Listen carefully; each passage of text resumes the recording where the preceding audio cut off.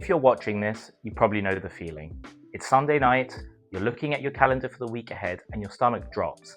You're booked back to back from 8 a.m. to 6 p.m. and you know the real work, the slides, the analysis, won't start until everyone else logs off for the day. You want to leave and you know that you need to leave, but you feel stuck in the golden handcuffs. You're making decent money, but you're terrified that if you do leave the Big Four, you'll have to take a 20 or 30% pay cut, or even start at the bottom because you don't have any of the hard skills like coding or data science. I felt the exact same way. I actually spent 8 years in management consulting across London and Sydney. Then seemingly overnight I was made redundant. I had no backup plan and I panicked. But exactly 5 weeks later, I signed a contract for a Senior Business Analyst role in the intelligent automation space, matching both my seniority and my salary. I'm going to show you exactly how I did it and how you can do it too without the panic. For those who are new here, I'm George. I started my career in London, cut my teeth in the Big Four meat grinder and moved to Sydney 6 years ago. I did the 12-hour days, I did the travel, I chased utilization metrics, I even made manager. When I was let go, I initially hit the job market with the wrong mindset. I thought my value was being a generalist, someone who could do anything. I quickly realized that the way we're trained to speak in consulting, which is advising, supporting, PMO, is actually toxic to industry recruiters. When you say generalist to a hiring manager, they don't hear adaptable. What they do hear is risk. They hear someone who doesn't know what they want to do. I had to completely re-engineer how I viewed my skill set to get hired. Here's the biggest mistake you're making right now. You're selling yourself as a jack of all trades. In a consulting firm, that does get you staffs. However, in industry, that gets your CV thrown in the bin. But here's the secret, you aren't a generalist, you're a translation layer.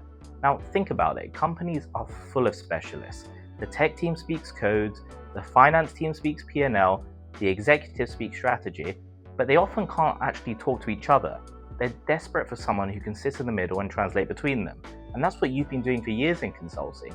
You just need to stop calling it support and start calling it strategic process ownership.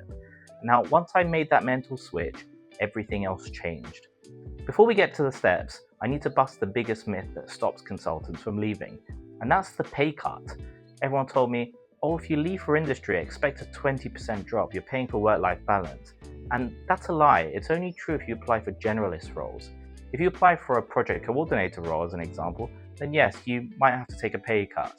But if you position yourself as a specialist or a strategic lead, which is what the Big Four trained you to be, the market actually pays a premium. I didn't take a pay cut. In fact, if you calculate my hourly rate, which is working 40 hours versus 60 on some projects in consulting, I actually gave myself a massive raise. Not let the money fear keep you trapped. So how do you actually execute this? Here are the 3 steps I took to land that senior role in 5 weeks.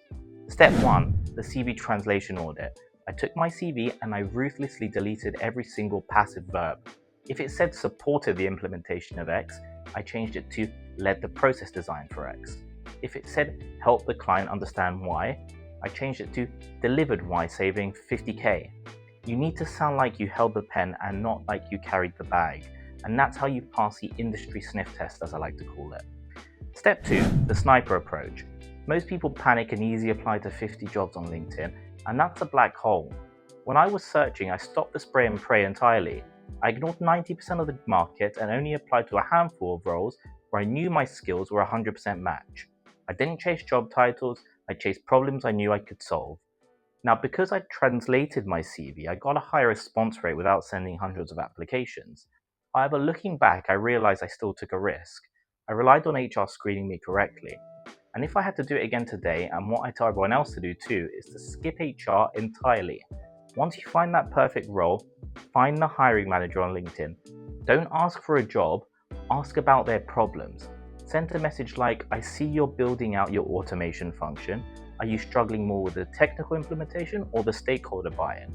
And that turns you from a candidate into a consultant. 3, the interview pivot. In consulting interviews, you talk about we. We delivered this project. In industry interviews, they want to hear I fixed this breakdown.